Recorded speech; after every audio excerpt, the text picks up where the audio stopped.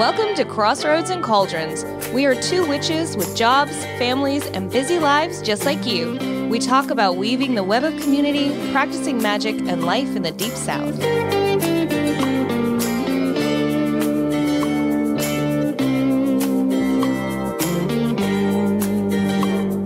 Everybody, welcome to the show. I'm Luna. And I'm Sellena. And you're listening to Crossroads and Cauldrons podcast. Woo! Podcast. Yay! Yay! How you doing? I'm so good. Are you good? Yes. Good. Well, yeah. So she's not excited about it either. I'm not. I'm always excited. I'm always excited to be here. And things are like getting cool. Mm-hmm. And holidays. Lots of I have mostly. Okay. So like. The holidays are insane for my family because my husband has a lot of family. I have a lot of family. They're spread out all over the place. Mm-hmm. So Thanksgiving is like a big, because we like to eat. Yeah. Okay. It's like a big thing. So I usually host that. And then since we moved, we've been hosting like our big Christmas gathering too. So well, you've got the room now. I have the room, but still it's like, It's tight, even, but just because we have so much family. So we usually, like, set up out on the patio. So fingers crossed the weather will hold and we can use the outside. Oh, that'll be nice. To set up for Christmas. And I've got a new great niece this year. So this is her first little holiday. So she's going to get spoiled. Mm-hmm. She's already spoiled. Mm-hmm. Her mama's spoiled too, so it's gonna be okay. Yeah, so just lots of family, and I'm really enjoying the holidays this year because I'm not teaching at the moment. Like, Yay. My classes don't start back until February, which so soon. And then my kids are out of school until March. So like we homeschool, so we take the winter off. Mm-hmm. So we have had October, November, December, January. We do a lot of hard work through the hot times of the year, and then we enjoy family time, fall. Well, that's a cool way to do it. All of that. So it's just been really nice hanging out with them and, doing all the little holiday stuff and little crafts and things like that. So I've just been enjoying my downtime, What you been doing? Just chilling out. We've had, by the time this broadcast, we've had Thanksgiving and getting ready for Christmas and Yule and the New Year and just... Yeah, we've got Yule like next week. Yeah. I'm ready for spring. You're ready for spring already? Oh my gosh. Well, I'm enjoying planting gardens. Okay, I'm not ready the for days like... are short. That's true. I'm not ready for like winter because it's not quite there yet. Yeah, usually around January is when we get gonna really, get cold. really cold. But I am ready for my garden next year. I've got a lot of ideas, too many ideas, and I just need to like still focus on kind of cleaning up and getting established. But that's not how my brain works. So we'll see. We'll see how that goes. I'm excited about Yule though. Yeah. Yes. Yeah. It's gonna be fun. We got a lot going on. Ooh, and we do have, and look, okay, I wasn't going to talk about it, but I'm going to talk about it. Okay. In the spring, around Beltane. And this is the plans that are in the works, so we'll see, how it unfolds. But right now, the plan is that Paul Rowan is going to come, and he is a drummer. He's very experienced, very talented, very nice, too. He's also nice. Is going to come and do a weekend intensive with us. I'm so excited about that one. This working with the drum spiritually, working, ritually with the drum. So I'm very, very excited. And it's going to be like a whole weekend situation, like spend the night, camp out, eat lots of food, learn about the drum. And then we're going to drum for the Beltane celebration That'll be so at fun. the end. I can't wait. I'm excited. You're coming, right? Oh, hell yeah, I'm coming. So registration and stuff like that will probably come out end of March, first part of April. Okay. About a month before. But it's going to be like the weekend of April 29th, whatever. I think it's the 28th through the 30th. So Friday, Saturday, Sunday. So that's what we're working on right now. And I'll have more information, more details about that as we get closer to time. I had a hand drum find me this year, so I'm really excited. And it's a handmade one. I am purchasing a new one because I have like a little one, and then I have like a frame drum. But I really want to, Yeah, I want a big drum too. So I'm gonna get one. There's some really good priced ones out there. I was shocked because I thought I would never even research it because I was like, too much, can't do it. But I didn't really know. Are they djembe drums? Yeah. So I'm excited. Yeah. I'm excited. You have to tell me where you're getting hers from. I will. I'll show you all my resources. Yes, please. So that'll be fun. Cool. And really, we should be. I'm trying to remember what the last episode. The last episode would have been Jackie Smith with her Big Book of Candle Magic, which is fantastic. So if you did not go buy that book, buy it because she knows her stuff. Yeah. Oh, and then the next episode after this one, we have Amy Blackthorne. Yay! So y'all get to watch me flirt with Amy Blackthorne the entire show. Enjoy.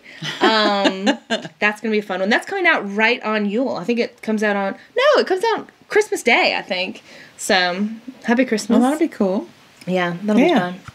Yay. Nice. I know. I'm excited. And then we got to figure out what in the heck we're going to talk about next year. Maybe we'll just take a break. No. We'll figure something out. We'll figure something out. Send us questions. Yes, send us questions. Need some questions. What in the heck, you guys? Yeah.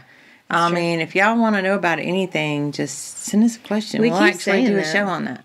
We keep saying it. Because we mean it. And they keep not doing it. Well, we've had a couple. Not like a lot. 6 months. Yeah. So that's your look. I gave them the look. One too. Right. So. What are we talking about today? Today, you're hosting. I'm excited. I had to put my glasses on because I'm old and I can't see shit no more. You don't have to be old to not be able to see shit. I look like a little old lady with my glasses on. Okay. So today we're going to talk about communing with spirits with our Gifts of the Goddess series. What number are we on now? Oh my gosh, I don't remember which gift this is, but it's like hold on, let me count. I can count. 2, 4, 6, 8. Okay, the 8th one. That sounds about right. We're getting good. Yeah. All right. So, to commune with spirits. So, let's see. What's a good way to start? What is a spirit? What is a spirit? A spirit is energy. Whether it doesn't have to be human to be a spirit. It could be a plant spirit. It could be an animal spirit. It could be a elemental spirit. There's all sorts of spirits that do not reside in the physical realm. Yeah. And to clarify, conscious energy, because there's energy out there that's not conscious. Right. But yeah, like you said, plants, stones, tree, everything that has a living consciousness would count as a spirit. So like your angels, your ghosts, your ancestors, all of your deities, their spirits, like all of the seen and unseen conscious entities. Yeah. Yep. That's a lot. So communicating with spirits, there's many different forms of this, and I'm going to try and break it down a little bit for y'all, okay? So communing with spirits or our ancestors is also called transpersonal communication. Yes, because you're communicating outside of yourself. Right. Yes. Right. And a lot of times we can do that through meditation. There's different ways we can do it. My mind just went completely blank. Okay, so you're talking about methods of communication with spirits. Right. And it depends on the type of spirit that you're working with, too, as to what methods will work best. It does. But you mentioned meditation. So when you are meditating, and we're talking about actively shifting consciousness into a trance state, that opens your mind and your perception to other levels of reality where these entities reside. Yeah. So they're easier to communicate with you, and they don't necessarily communicate in words. They can, but really they're sending you energetic communications, and your brain is converting it into words, because spirits generally don't speak English. Right. Well, a lot of times you deal with numbers or symbols or signs or pictures, things of that sort, because they don't necessarily speak English. Because they're communicating with you. Or your language, yeah. Yes, at a psychic, at the level of your own consciousness that is your psychic experience. So that part of you also communicates in symbol and in image. So yes, a lot of times it'll come through in a variety of different ways, and however it comes through to you is, that's fine. If it's working, it's working. You don't have to have the same kind of experience as someone else. So some people will hear a voice speaking, whatever their language is to them. Some people will just get an impression. Sometimes you get feelings in the body that have specific meaning for you. Sometimes you get images. Sometimes you get... I've heard people have ringing in either their right or their left ear. Will determine who they're... Which side they're listening to. Yes. So, and then if you're... That's the neighbor's dog. And then if you are dealing with different types of spirits, like ancestors are going to communicate with you more. It'll feel more like communication because they were human at one time. And generally speaking, if they were in your family, they probably were... You probably have a shared language, so they may speak to you in English. And that may be really how they're communicating. If you're talking with plant spirits and stone spirits and things like that are not human, they're going to have a very different way of communicating. So a lot of it comes down to opening the door to conversation and listening to what's coming through, feeling, perceiving. Sometimes you'll get different smells from certain ancestors. I know my father's come through to me before because I smelled his cigar. Because he used to smoke a piper and a cigar. And I was in my car on my way home not long after he passed away, going home from work, and my car filled up with this cigar smoke smell that I used to smell when he was around. I was like, okay, I hear you. That was a big one. That was one of the first, I think, psychic senses that... developed for me in my childhood, because I would always smell my grandmother, but she was alive, so it was just a psychic sense. It wasn't a spirit communication, but usually that meant something was going on, or I would hear her voice, and I would come out like thinking, okay, my grandmother's here, and she lived like a little piece away, so she didn't just drop in. Yeah, it wasn't like she was just going to show up on your front door. And I would come and ask my mom, like, where's she at? I just heard her talking. And, of course, then she looks at me like I'm a crazy person because she wasn't there. Right. But usually there would be something going on. So that's absolutely, scent is a way. Taste. Yeah. You can have taste as a psychic perception that... spirits can communicate with you that way too. Music is a big one too. You'll hear a certain song or a certain bird, maybe. Bird feathers. Yeah, bird feathers, little things like that. And then in dreams, of course, I've had a lot of communication through dreams. Dreaming is an excellent way for spirits to communicate with you, or even just in that sort of between phase when you're falling asleep. If you are really open to, like if you're a psychic medium, often that's when spirits will bother you and you're like, stop it, I'm trying to sleep. Because you're having a shift in consciousness, one, which is why they can communicate easily through dreams, and two, you're quiet. Yeah. And you're still. You're calming down and from so the day. Yeah. They're always communicating, potentially, but at those moments it's quiet and you can listen. So those are some big ways to dreams in particular. Right. I have a friend whose father passed away last year and communicates through butterflies. Oh yeah. So, and you'll see them at all times of year, and it's just like, oh, interesting, butterfly. So yeah, it's different symbols for different people. Now, I'm not saying every feather that you find on the ground is your mama. Not necessarily. But they can affect our reality in that way, that things land in your path in a certain way. Different sorts of spirits, spirit guides, everything can speak to you in omens as well. Right. So yeah, I'm glad you mentioned that. Yeah, that's interesting too. So, the mindset, when you start to communicate with spirits, your mindset is very important. You need to have a clear and calm mindset before you engage in this type of work. Because, like she said, when you're between sleep and awake, it's the best time for them to communicate with you. Because one, you're quiet, you're not running your mouth, and you're listening. You're not engaging in anything outside. So your frame of mind is very important, especially if you're trying to go into meditation or anything. Use a pendulum, even using tarot cards. I don't particularly like using a Ouija board myself. Some people do. I do. You do? I love spirit boards. Do you? Yeah. Okay. Well, I'm glad you mentioned like different tools that you can use because we talked a lot about like just psychic perception, but if you have not developed your psychic perception to the point where you feel confident that you're getting messages in that way, using a pendulum is a great way. Now I know Aoife struggles with a pendulum. Pendulums don't like her, except for one. There's one pendulum that she works with well, but I really like pendulums. You know, because that's an easy way for, and there's all different ways that this is said to work, and all I know is that it does work. Some people will not like a pendulum because they feel like they are moving it. And that can be a thing if you feel like you're trying to force an answer, that can be a problem.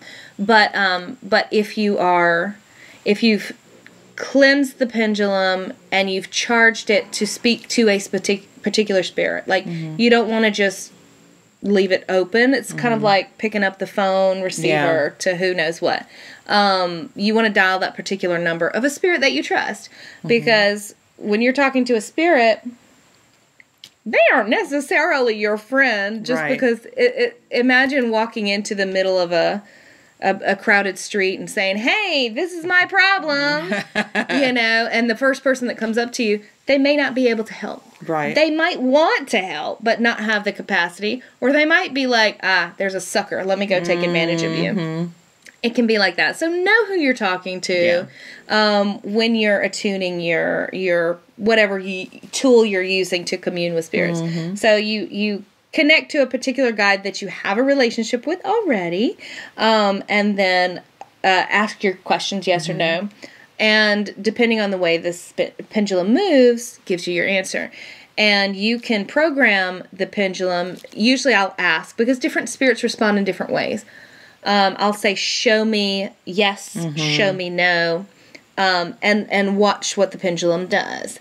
And 90% of the time, my guides will move the pendulum back and forth for yes, like a or side to side for no. Sometimes it'll spin around, and that usually means that something else has to happen before they can answer that question, or there's something up in the air that will affect whether this is yes or no. Yeah.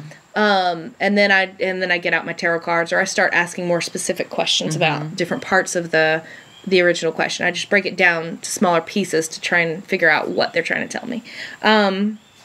But not always. Sometimes it's, different depending on what spirit I'm talking to. And sometimes they just do it different. And it'll be the same spirit. And I'm like, what the fuck are you doing with my pendulum today? And they're just like, let me do what I do. So that's one way of working with spirits, which is very, I find it to be very reliable. So the idea is that either the spirit is literally moving the pendulum themselves, which they can do, but more of the idea is that the spirit is communicating with you, with part of your, I touch my head like as if they're inside my brain, with part of your psychic senses. And that causes a unconscious muscular reaction that makes these subtle changes in the pendulum. So it's using your body, because they can influence you psychically, but they may not be able to influence the world physically. Because they're not in this plane. So let me ask you this. I've seen, I like TikTok. Sorry. For those of you who don't You can like it if you want to. But there are, I've actually seen some who, you can also purchase pendulum stands. That have the little graph on it, with the pinnacle or, yes or no, kind of like what the spirit board would say. You can use those. But there's also one that I saw where they've actually made them out of big mason jars, where they attach the pendulum to the top of the inside of the jar. Close it. And then they have the sand or whatever in the bottom, and then they just close it. And they use that to, I guess they hold the jar, put their hand on it or something to ask the question. Then, what's your opinion on the jars? Well, I've never seen the jars, but I imagine it would work like any other stand. Yeah. I feel like there are times that spirits and different types of spirits can physically interact with the world, with the physical realm. But for the most part, the realm that they exist on is a spiritual realm. So they affect us on a spiritual level, and they can have energetic impact. So yeah, a stand, you know, that can maybe hold a some sort of electric or electromagnetic, you know, experience can make it. Yeah. I have found that I have clearer results when I'm holding it. And I know that I'm not swinging it or anything like that, because it's just, you are a better spiritual conduit than a mason jar. Yeah. But I'm not saying it can't work. Yeah. I mean, they can have influence in other ways too. I feel like they're communicating with you. Yeah. And part of you is understanding what they're saying, and this is just a method of delivery so that your conscious mind can receive it. Because your psychic mind is receiving the communication, but there's just like a disconnect between your psychic mind and your conscious mind. So until you develop that bridge, you know, it's going to be more difficult. I prefer meditation. Yeah. To commune with spirits, or tarot, or, you know, other things like that. But not all spirits, you know, so if I'm having difficulty communicating with a spirit, then I'm going to go for the tools. Yeah. You know. Divining rods seem to have been really popular here lately. Oh, they're great. Because you can actually hold them you have no control over the rods. I mean, you're just holding a little metal shaft that the rod sits in. So there's no way to manipulate those rods, really. And they're very sensitive.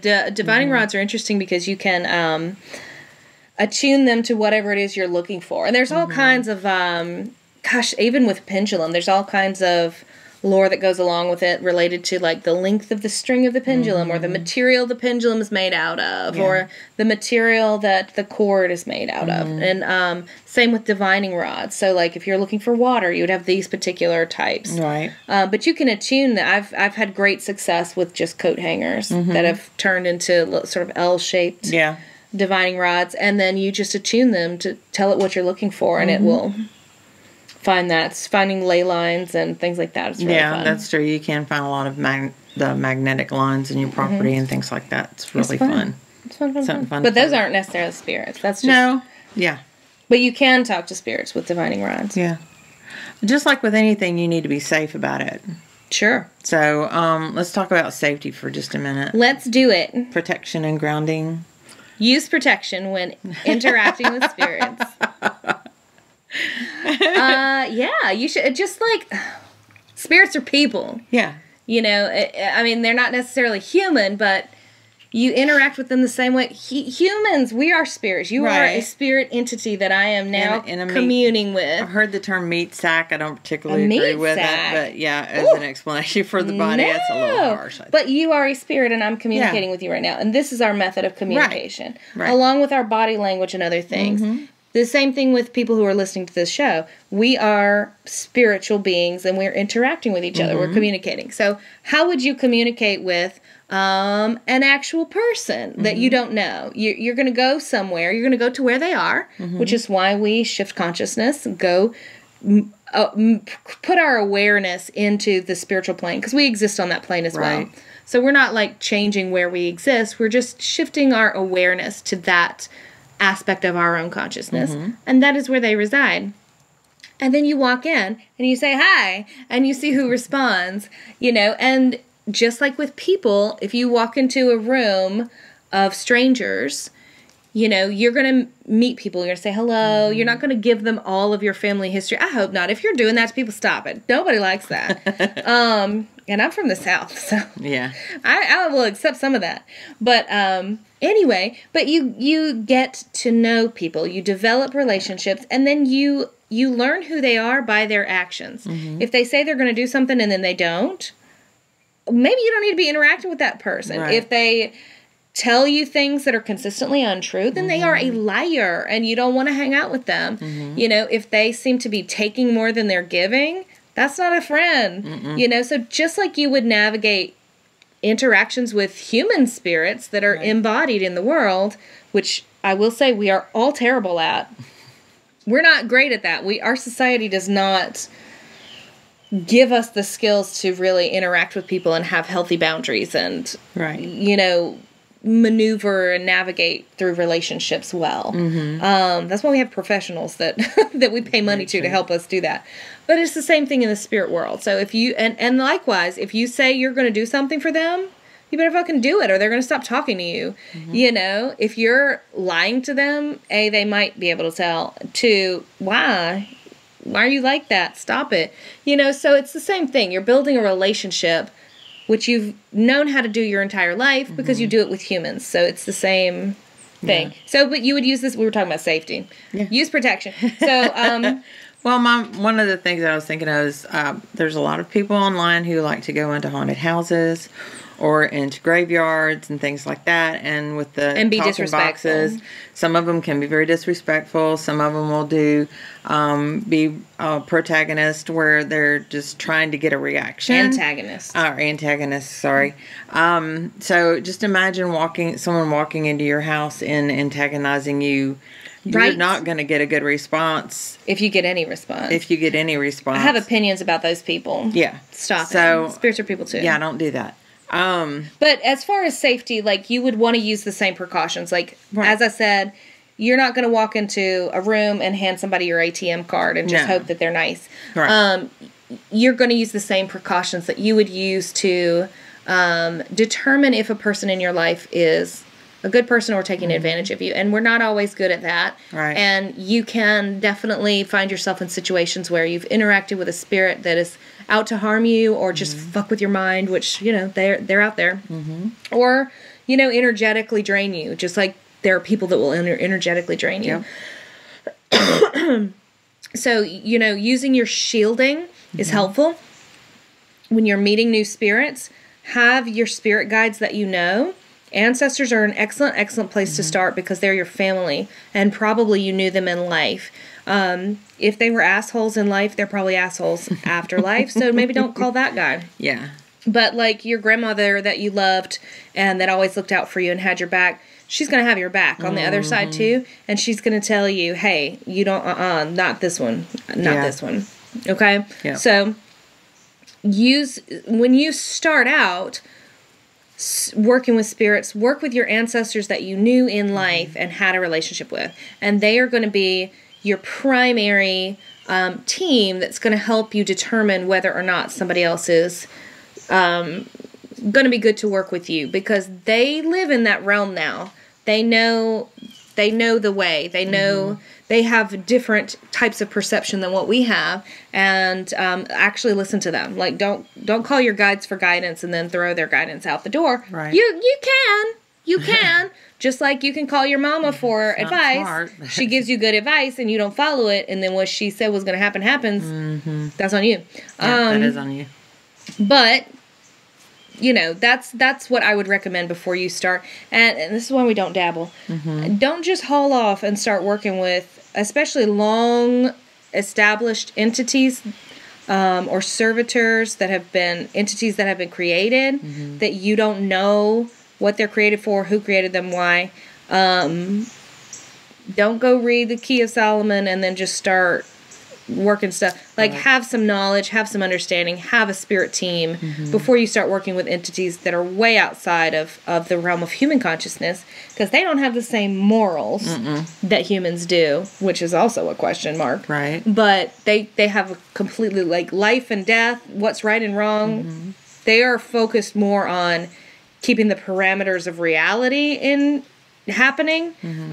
So they don't necessarily care about you. Angels, they don't care about you on a personal level. They just want reality to continue to function. So that's what they're concerned about. Demons, they don't necessarily care about you. They're focused on maintaining their aspect of reality, which is often something like addiction or pain or death or whatever. Right. So they're just going to continue to perpetuate what they're about. Animals, plant spirits. Let's talk about some plant spirits. Poisonous plant spirits really want to teach you their lessons. Their lessons are to teach you about transformation, the transformation from this life into the next. And they will encourage you to partake of their lessons and gain their wisdom. They don't understand that you're not going to come back. They're plants. They die and come back. Humans don't. And you sometimes have to tell them, wait a minute. you're poisonous. I can't eat you. Yeah. And they're like, yeah, no, you'll come back. It's fine. No, you're not going to come back. And you have to tell them that sometimes. So just because a spirit is telling you to do a thing, you don't have to do it. No. You don't have to do it. And it may not be a good idea, but you have to think about where they're coming from and what they're going to continue to try to perpetuate what their energy What is. their intentions are. Yeah. And use your own discernment just like you would meeting a stranger. Yeah, right? Mm-hmm. For crying out loud. Yeah. Now, objects. I got a skeeter bugging me. Sorry. Objects that you bring home. Oh, yeah. Things like mirrors, even furniture. I've heard a girl recently brought a table home and it ended up having a spirit attached to it. Haunted furniture. Yeah, it's my favorite kind of furniture. All my furniture's haunted. But some of it I had to like capture a spirit and put it in there. Oh, so, I smudge everything before I bring it into my house, especially if it's secondhand. Yeah, you should. You absolutely should. Yeah. Because you just never know what or if anything is attached to it. Yeah, for sure. So. I would highly encourage, especially, I would say, ritual objects. Mm-hmm. You know, if you have, and that sometimes you have a practitioner who has passed, and then their family has just put all their stuff in an estate sale or dumped it all off at a flea market somewhere. Yeah. And those are empowered objects. So hopefully you can sort of sense that and pick up on that, but maybe not, especially depending on how it was created. Mm-hmm. But you definitely want to really, and just smudging with sage may not do the trick. You know, you may need some more high-powered cleansing. You may have to ritually release spirits from certain objects. But yeah, taking objects of power into your home that belong to other people. Yeah. Look, I'm careful when people give me gifts, too. Yeah, you have to be. Especially other practitioners. I'm like, oh, thank you. It's going to sit outside for a little while until I have time to commune with this and see what's going on. Right. I mean... Well, it's just, common sense. Just a matter of safety, being careful. Common sense. What's that? Oh, yeah. Okay. Oh, she patted me. All right. It's me. So we've talked about tarot cards and... we briefly did. We briefly did talk about tarot cards. Tarot cards are a great way to communicate any kind with spirit. Of card image. There's so many different ways of divination, and that's essentially what you're doing when you're divining. Is you're communicating with a spirit. Right. You're not just like seeing into the future. A spirit is telling you what they're seeing because they're a little outside of our linear realm of time, so they can see a little bit farther. Now, I guess you could technically kind of tune into the pattern of time, but I think time is a living consciousness, and the pattern itself is a living consciousness, so you're still dealing with a spirit. Anyway, it's about to get weird if I keep talking. But yeah, so that's spirit communication whenever you're doing any kind of divination. You said you're nervous about spirit boards. Why? Is it the propaganda? No. Well, as a kid, I had uncles very close to my age, and they freaked me out with it a little bit. Because they were dabbling. This is why we don't dabble. Because they didn't know to tune it to a particular spirit. They didn't have guides they were working with. And you could buy them in toy stores back then. I don't know if you still can. They're games. Can you still buy it in toy stores? It's a game. So, yeah, absolutely. They're great. One of our mutual friends has her whole dining room ceiling is covered with spirit boards. Oh, I love them. And there's all different kinds, too. I love spirit boards. I've only seen one, so I have to do some research on that one. Yeah, they're fun. They're fun. Okay. I have one that's got all different kinds of symbols and stuff on. You can make your own spirit boards. Just make sure you know who you're talking to. Yeah, it's like opening the front door and saying, come in, come in. Yeah. You gonna get what you get. Yeah. So runes is another one too.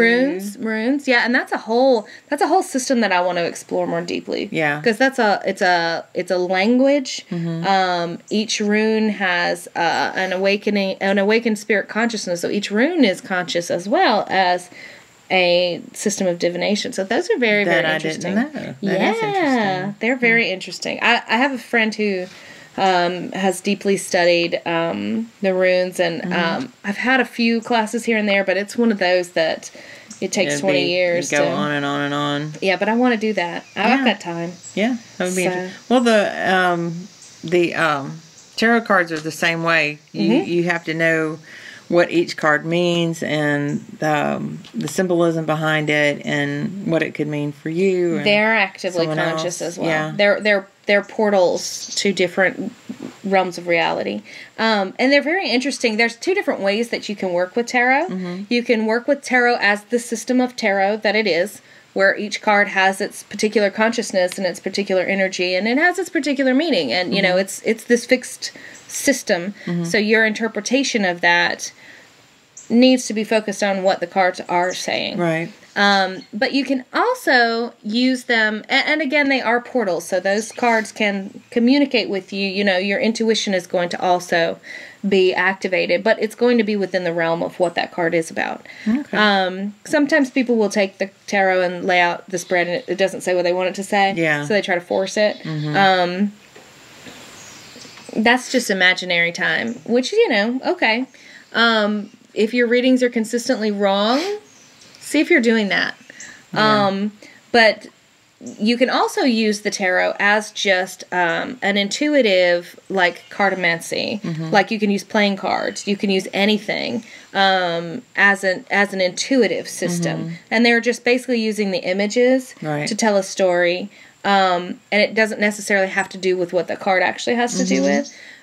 So you can use tarot cards intuitively like that, but you're not doing tarot. You're doing another form of cartomancy, which can be just as informative, just as fulfilling. That's why oracle cards work. You know, it's a fluid system. Mm-hmm. You know, the cards may have a particular meaning, but there's going to be a lot of personal insight that comes through. So you can use cards in a variety of different ways. But the reason I'm asking is I like working with pendulum myself. That's what I prefer. Mm-hmm. I've not played with. I don't use the word played. I have not used tarot cards. She hasn't dabbled with tarot cards. I actually have a set that actually finally called to me. Yay! And I purchased it. That's a big and thing. It's been at my house, and I've opened them like once. So I need to sit down and actually work with them a little bit more. Just remember that there's a spiritual consciousness behind the deck itself. Is like a collective consciousness, and then each individual card is so get to know them. Say hello card. Sleep with them under your pillow. You know, like you do when you're making friends. Yeah. And then take a card each day and study the card. Get to know the card. Get a feel for the card. See what pops into your mind when you first look at it, because it can be very validating when then you open the book and you're like, yeah, I can see that. You know. And sometimes there's times where you're like, oh, this is what it means. And you open the book and you're like, shit. And then you can ask yourself, so why did I see this image and interpret it this way? What is that telling me about myself? You know, so it's a way to have a personal spiritual growth as well. Yeah. But yeah, just get to know those cards. Don't be scared of them. Oh, I'm not scared of them. It's just, I just got to get. But it's interesting what you said about connecting with a particular deck, because I think that is important, and because I know there are people with Rider-Waite. I've tried so many times. I did not connect well with the Rider-Waite Smith deck at first. It just didn't talk to me. But then a different deck, which was a variation of the same imagery, did. And I think for me, it was the artistry was easier for me to understand. But once I made the connection in that way, then now I have no problem. Yeah. Because those cards do, and there are decks that are awakened, and then there are decks that are just pretty pictures, which is fine. I am a super slut for a pretty deck, okay? I like unsolicited deck pics. I will take all day. Love the artistry, but they're not always contacted decks, meaning they don't always have an awakened spiritual consciousness outside of just the artwork itself. So it's not really connected to the spiritual lineage that is the tarot. But you can still use them as like an oracle, and you know, maybe over time your own connection with the tarot will sort of forge a bridge. But you may pick up a deck of cards and it's like, this deck is asleep. Hello, this is just paper. Yeah. You know, where you may pick up a deck and the deck is really communicating with you because you have a kinship with that deck. You have a connection to it. So take the one that speaks to you and start there. And I don't care which deck it is. If it's communicating with you, get to know it. Okay, cool. Other ways you can communicate with spirits are altars and offerings too. Yep. Communicating through ritual. That's that's a really good way to build a bridge. I was talking earlier about connecting with your ancestors first to guide you. Right. An excellent way to connect with any spirit, but is to create an altar or a shrine to that spirit. And what you're doing in that, you're making like a little terrarium, like a little spirit terrarium. And you are creating an environment that entices the spirit to come.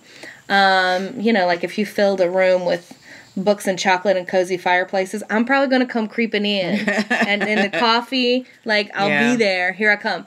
So that's kind of what happens is you start you create a space where the spirit wants to exist and can exist. Some spirits are really tied to their particular thing, so they can't just become embodied in places that are not conducive to them. Like elementals, you can't get a fire elemental if you've crafted a bowl of water for it to come into fruition, and it cannot embody itself in that way. So you need to create a space where it can be like a candle, perhaps. So that's what you're doing. That's why we have altars. That's why we have shrines. You're building a bridge to connect from yourself to the spirit realm. You're bringing their energy into a physical reality. You can interact with the physical objects there, and they can interact with the spiritual energies that resonate with them already. So yes, building a shrine to your ancestors, making offerings, gives them some energy to communicate with you. Right. Offerings of water is great. I know in like the spiritualist churches and things, they would give the dead a glass of clear water so they can moisten their throat so they can speak, right? Right. So things like that. My ancestors, give them things that they like, and they'll let you know if they like it or if they don't like it. My ancestors like coffee, so they gotta have coffee or they get sassy. But I get sassy if I don't have coffee, so I get it. But, sometimes I get sassy anyway, but in a fun way. Yeah, in a fun way. So yeah, you're absolutely right. Building altars, having correspondence with them. And sometimes people will build shrines because they think they're pretty, and they are, and that's fine. But if you're trying to connect with a spirit, you need to know what that spirit wants. Right. It's like decorating your kid's room in the way you like, but the kid hates it. Yeah. They're not going to spend any time in there. That's very true. You got to make it like the kid works, even if you're fucking sick of Roblox. Right. Yep. So, there's one more thing I want to touch on. What I mentioned earlier with a lot of the people who go out and do ghost hunting. Ghost hunters. Ghost hunters, it's fine. It's fine. It's the protagonist part of it that I don't particularly agree with. So, if you're going into a home or a cemetery that you're actually actively seeking to speak to someone, sometimes to help with that, you can bring gifts just like you would at an altar. Yeah, you need to be respectful when you're coming in somebody else's space. Right. Sorry. No, you're fine. Or if you go see a witch, you need to bring an offering. We like those.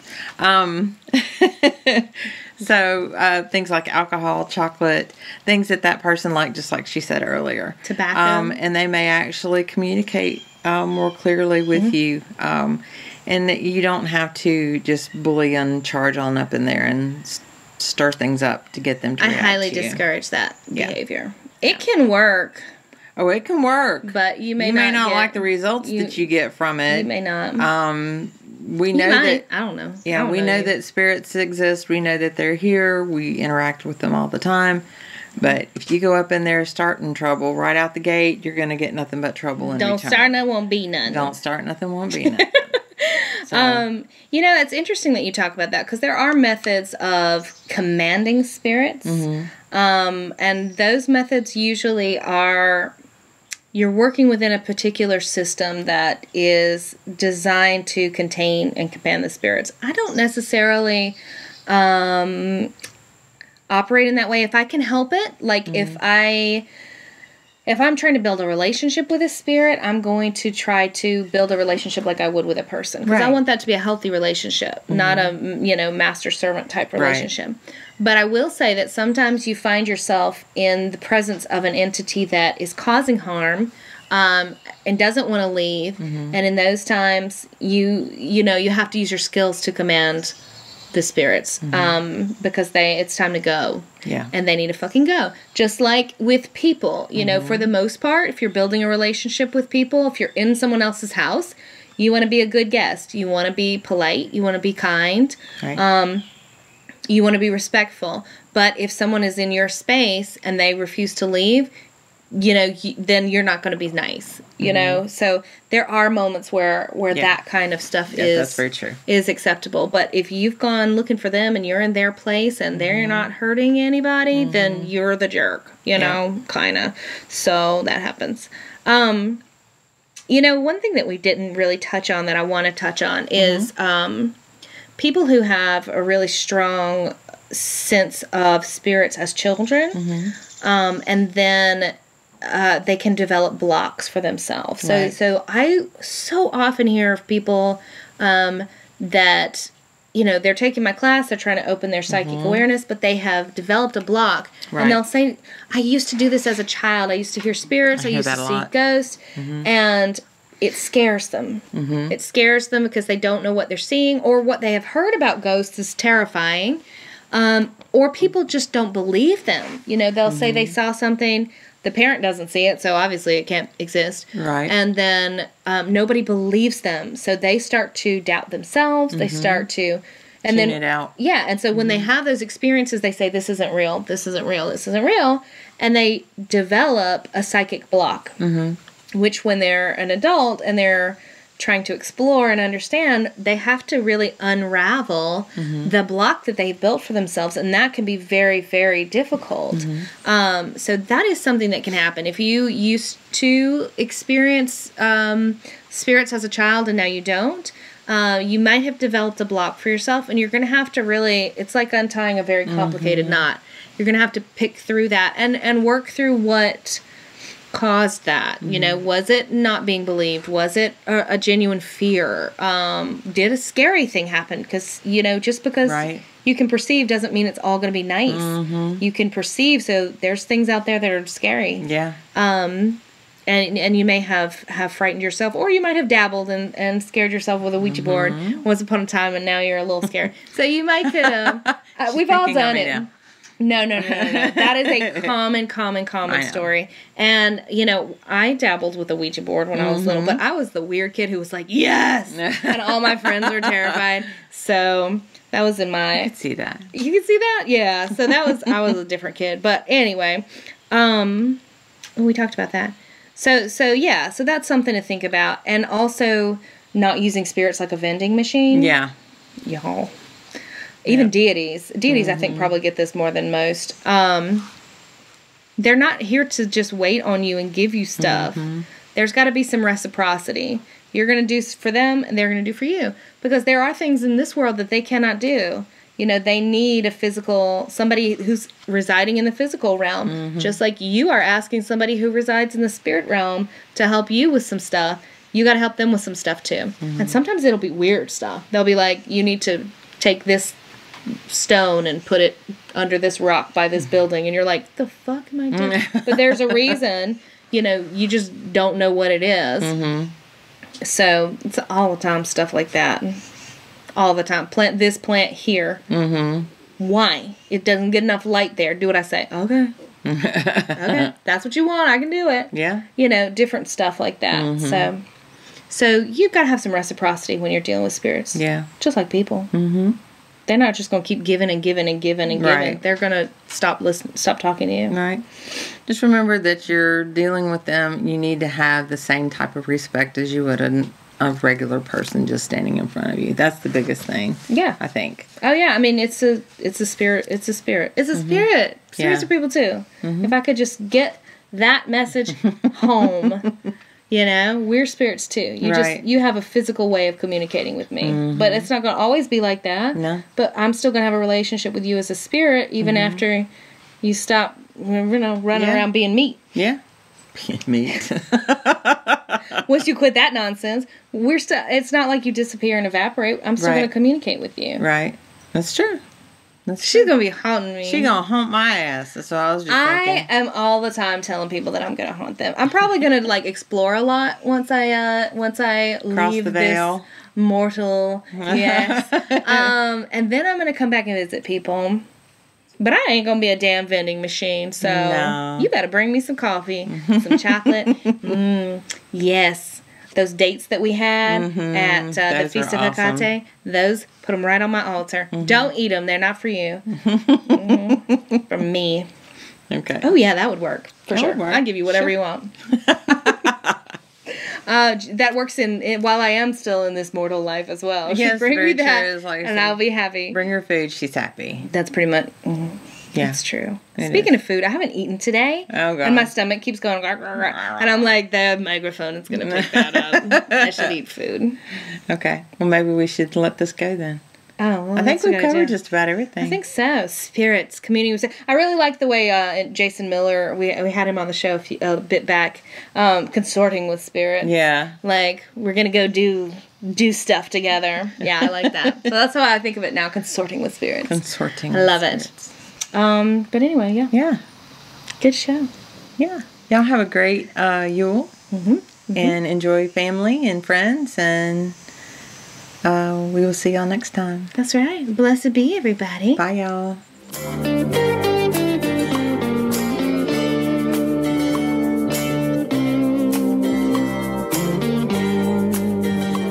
Thank you all so much for listening, and don't forget to rate, review, and subscribe through your favorite podcast provider. It helps us get our podcast in front of more listeners just like you. If you'd like to get in touch with us, you can leave us a voicemail by clicking the link in the description of this episode, and you can always find us on Facebook and Instagram by searching for Crossroads and Cauldrons Podcast.